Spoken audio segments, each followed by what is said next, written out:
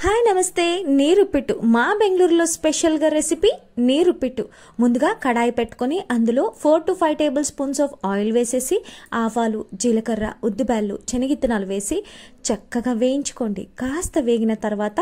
మనం onions cut చేసుకొని వేసుకుందాం ఆనియన్స్ చిన్న చిన్న ముక్కలుగా కట్ చేసుకోవాలి పచ్చిమిర్చి చిన్నగా తురుముకొని వేసుకోవాలి చక్కగా వేయించిన తర్వాత టమాటోలు చిన్నగా కట్ చేసుకొని వేసుకోండి ఒకటి ఆనియన్ 2 పచ్చిమిర్చి 1 టమాటో అంతే అండి చక్కగా వేయించిన తర్వాత మనం బాంబే రవ్వ సూజీ అని కూడా అంటాము చిన్న రవ్వ వేసుకొని చక్కగా కాస్త ఆ పచ్చివాసన పోయేదాకా మనం వేయించుకోవాలి చూసారా చక్కగా నేను చూపిస్తున్న విధానంగా మీరు వేయించుకుంటే ప్రతి ఒక్క ఫ్లేవర్ రవ్వకి అంటుకొని చాలా అద్భుతమైన రుచితో మనకు ఫీవర్ వచ్చినప్పుడు లేకపోతే ఏదైనా జలుబు చేసినప్పుడు చాలా బాగుంటుంది రెసిపీ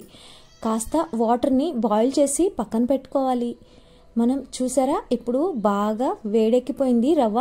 ఇప్పుడు బాగా ఉడికిన వాటర్ని మనం యాడ్ చేసుకుందాం 1 కప్ రవ్వకి మనము 10 గ్లాసుల వాటర్ని యాడ్ చేయాలి చూసారా ఇంత జావగా ఉంటేనే దీన్ని నీరుప్పిట్టు అంటారు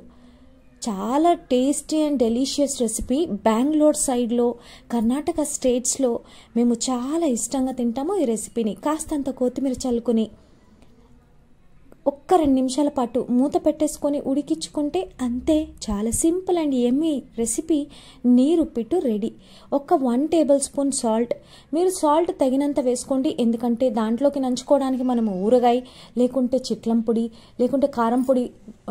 శనగిత్తనాల పొడి వేసుకొని తింటాం కాబట్టి అందులో కూడా సాల్ట్ ఉంటుంది సో ఉప్పిట్లో కాస్తంత చూసుకొని యాడ్ చేసుకోండి చూసారా నీరుప్పిట్ రెడీ టు సర్వ్ ఇప్పుడు మనము ఈ నీరుప్పిట్ని చట్నీతో తినచ్చు ఊరగాయతో తినచ్చు పప్పుల పొడితో తినచ్చు శనగిత్తనాల పొడితో తినచ్చు చాలా అద్భుతమైన రెసిపీ మీరు కూడా ఇంట్లో ట్రై చేసి ఎప్పుడైనా మీకు ఫీవర్ వచ్చి ఉంటే ఏది తినబుద్ధి కాకపోతే ఇలాంటి రెసిపీస్ చేసుకొని సింపుల్ అండ్ ఈజీగా చేసుకొని తినేయండి అద్భుతంగా ఉంటుంది మీకు నచ్చిన విధానంగా సింపుల్గా చేసి చూపించబోతున్నాను మీ లైఫ్ కిచెన్లో don't forget to subscribe my YouTube channel and see all the varieties ఈ ఛానల్లో ఉంటాయి డోంట్ ఫర్గెట్ టు సబ్స్క్రైబ్